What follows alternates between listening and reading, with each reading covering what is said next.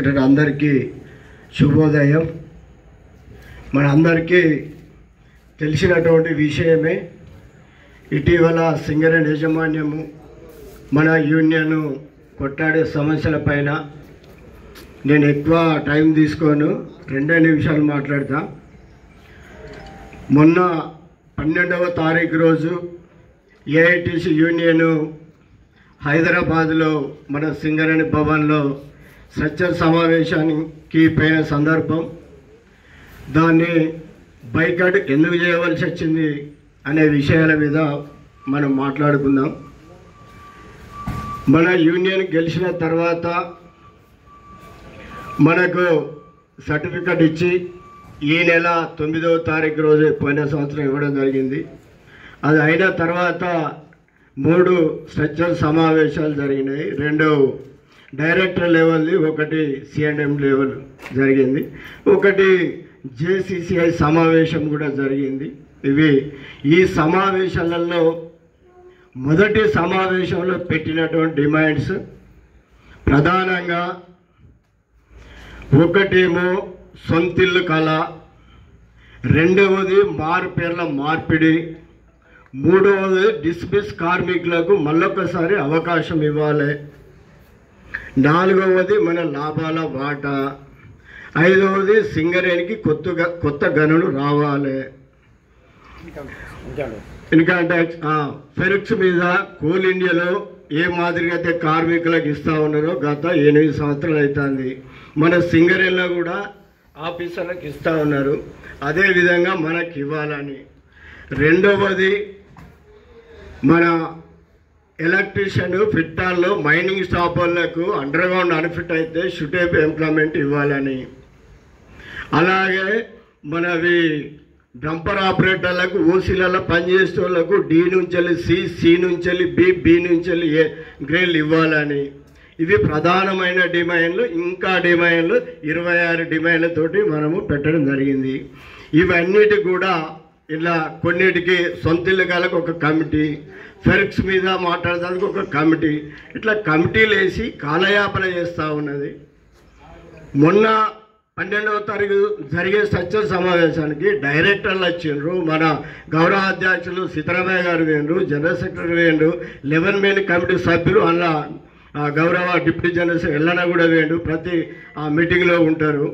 వీళ్ళందరూ పోయి మాట్లాడే సమస్యల మీద నువ్వు పెండింగ్ పెడతా ఉన్నావు 6 నెలల కాంచెల్లి.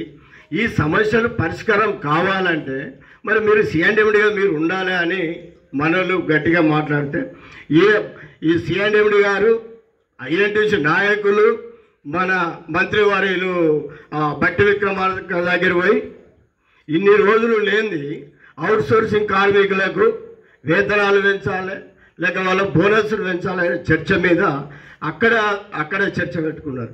ఇక్కడ సచ్చర్ కమిటీ సింగరేణి లెవెల్ కార్మికుల సమస్యలు, కంపెనీ ఒక పురోగతి విడిచిపెట్టి అక్కడే సమస్యలు పెట్టుకొని కూర్చుంటే అసలు మీరు ఏం చేస్తారో మీరు లేదు. మేము ఎట్లా మీటింగ్ మీరు ఉంటేనే కదా మాట్లాడి అగ్రిమెంట్ చేసుకుంటే, అగ్రిమెంట్ అయినాకనే కదా సర్క్యులర్లో వస్తే కార్మికులకు ఆ సమస్యల పైన పరిష్కారం అయ్యేది అనే దాని మీదనే దాన్ని బైకట్ చేయడం జరిగింది. జరిగినాక నిన్న మనలో సీఎంను కలిసినది వేరు, గౌరవనీయులు మన ఎమ్మెల్యేతోటి సాంబశివరావుతోటి పోయి మాట్లాడడం జరిగింది. మనం అందరం చూసాం. ఇక కొన్ని సంఘాల సన్నాసులు, ఇది ఫేకు, ఇది 2024 ఫోటో, ఇది 2024 ఫోటో వాళ్ళు పెట్టారు. అంత అవసరం లేదు అనే ఏఐటీసీకి. అరే సన్నాసులారా, మీకు తెలివి లేకపోతే, తెలివి ఉన్నట్టయితే సవాల్ ఇస్తుంటారు ఈ వేదిక ద్వారా, ఈ ఫ్రాంక్లైన్ ఓసీ ద్వారా. మీ దగ్గర ఎవడెవడైతే పెట్టిన ఫేకు రాండి వేదిక మీదకి చౌరస్తలో ఇప్పుడే పోదాం 9 గంటలకు. నీ ఆది నాయకత్వం తీసుకురా.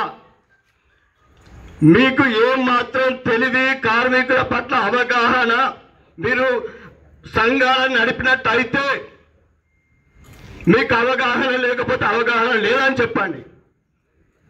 చట్టాల మీద మాకు అవగాహన లేదని చెప్పండి. మాట్లాడే దమ్ము లేదని చెప్పండి. ఇవాళ HMS నాయకులు, CIT నాయకులు, INTC నాయకులు, నేను పెద్ద నాయకులు పెట్టినాను అంటలేను. కింది స్థాయి కింది స్థాయి నక్కలో కుక్కలో పెట్టినాయి. ఆ నక్కల కుక్కలకు జవాబుదారు ఎవరు? పెద్ద నాయకులు కదా, నీ సంఘం అపిష్టపాలు కాదా? నీ కళ్ళు ఎక్కడున్నాయి? నీ మెదడు ఎక్కడున్నది? నువ్వు వానికి చెప్పారే భోషుడికే తెలివి ఉన్నారా? నీకు ఏం పెట్టారా? ఏఐటీసీలు పోయింది అబద్ధమారా? మాకు తెలియదారా? మేము మాట్లాడవారా? వాళ్ళ ఫేక్ అయితే భోషుడికే నువ్వెవరో పెడతాలకు అని పెద్ద నాయకుల బాధ్యత లేదా? మరి అది మర్చిపోయి ఇది మాట్లాడేది అన్ని అబద్ధమేనా? ఏమన్నావు ఆయనే ఒకటి బ్యాలెట్ పేపర్ పట్టుకున్నాడు, ఓ డబ్బా నీకు ఇల్లు కావన్నా భూమి కావన్నా అయితదానే? అయితదా? ఇల్లు కావన్నా భూమి కావన్నా అంటే అయితదా? అయితదా? అయితే నీతో అవుతుందా? నువ్వు ఎక్కడ మాట్లాడుతుంది? ఎవరు మోసం చేస్తాను? కార్మికులు పక్కదోవ పట్టిస్తాను. కార్మికులను పక్కదోవ పట్టించే ప్రయత్నము ఇలా జాతీయ సంఘంగా ఉండి చేస్తాను. అని నీ శక్తిగా నువ్వు ఇప్పుడు ఉద్యమం చేయి, ఆలోచన చేయి. కానీ నీకు ఇల్లు కావాలా, జాగానా, కోటర్ కావాలా, నువ్వు సంతకం పెట్టి ఇస్తావా? అది ఇవ్వాల్సింది ఎవరు? కొట్టాడవలసింది అందరము, ఇవ్వాల్సింది గవర్నమెంటు, దానికి వెసులుగాట కల్పించవలసింది కంపెనీ. మరి నేనే ఇచ్చినట్టుగా, నా సొంతలు ఇచ్చినట్టుగా ఇది కావాలా అది కావాలా? ఇక ఐఎన్టీసీ నాయకులు, అవుట్ సోర్సింగ్ కార్మికులకు వేతనాలు పెరగాలి, అందరం మొత్తుకుంటాను కదా. నువ్వు మన దీనికి మినిమం వేజెస్ చైర్మన్ కదా, సిఎండబ్ల్యూ దగ్గర వారానికి 2 ఫోటోలు దిగుతారు కదా, ముఖ్యమంత్రితో దిగుతారు కదా, మరి మన కార్మిక శాఖ మంత్రి దిగుతారు కదా. ఒక్క రూపాయి, ఒక్క పైసా వేయించి చెప్తున్నారు. చెప్తే మేము అన్ని బాగా నిన్ను గౌరవిస్తాం. అరే మా అవుట్ సోర్స్ కార్మికులకు ఒక్క పైసా వేయించండి ఆయన మినిమం వేజ్ బోర్డు మెంబర్ కానీ. నువ్వు అది చేయవు. ఇవాళ ఏఐటీసీ అడుగుతుంది, పోయిన సంవత్సరము 5,000 రూపాయలు లాభాల బోనస్ ఇచ్చినాం, ఈరోజు 10,000 కావాలని డిమాండ్ చేస్తూ ఉన్నాం, అడుగుతూ ఉన్నాం. వాళ్ళ వేతనాలు 22 జీవో ప్రకారం కావాలని అడుగుతాం. ఒక్కసారి కొట్లాడక వస్తాయే అట్టిగా ఒక రూపాయి కార్మికుని పెంచాలంటే సింగరేణి యజమాన్యము 1,000 కోట్లు దానదత్తం చేస్తాను. ఇలా లాట్రూమ్లకు బాత్రూమ్లకు మన 33 జిల్లాల మొత్తం మందికి స్కూళ్ళకు 1,45,045 కోట్ల 75 లక్షల రూపాయలు ఇవ్వాల మన సింగరేణి సొమ్ము దానదత్తం చేస్తాను. కానీ కార్మికునికి ఒక్క రూపాయి ఇన్సెంటివ్ పెంచాలంటే దానికి నానా కథలు చేస్తాం. దానికి ఎన్ని తిప్పలు పడాలి? మన యూనియన్ ఎంత కష్టపడతాను. మన నాయకుడు మొన్నోడు ఈ మారు పేర్ల మీద ఏఐటీసీ ఆఫీస్కి ధర్నా తోలిండు.